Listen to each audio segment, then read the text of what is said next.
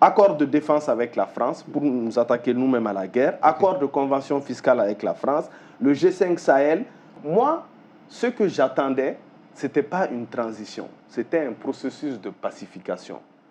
Un processus de pacification qui avait pour objectif de nous débarrasser de tout le système international qui s'était impliqué dans la gestion des crises maliennes, que ce soit la rébellion, le terrorisme avec la chute de Kadhafi. Donc moi, j'attendais à ce qu'on se débarrasse de tous ces cancans pour gérer nous-mêmes notre processus sécuritaire. Parce que ce qu'il est important à dire, si le Mali est dans le retard dans lequel il est aujourd'hui, cette crise au long cours du Nord y est pour quelque chose. Elle a commencé avant les indépendances, elle a continué après les indépendances. Chaque pouvoir a fait face à cela.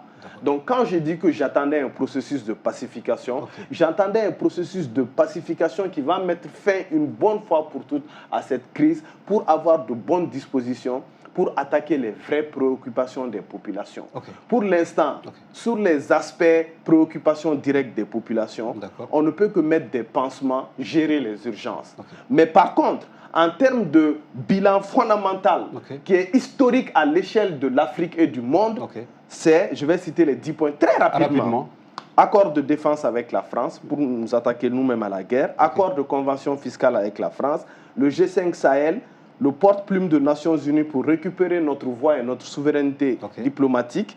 Il y a le non-renouvellement du mandat de la MINUSMA. Il y a la remise en cause de l'accord d'Alger et le changement de doctrine sur la question des mouvements armés.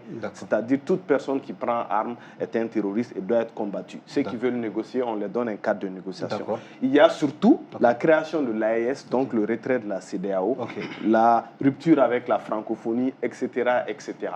Ces éléments-là directement ne donnent pas à manger aux Maliens, ne fabriquent pas les routes. Mais tant qu'on ne fait pas ces fondamentaux-là, on ne pourra pas répartir sur de nouvelles bases.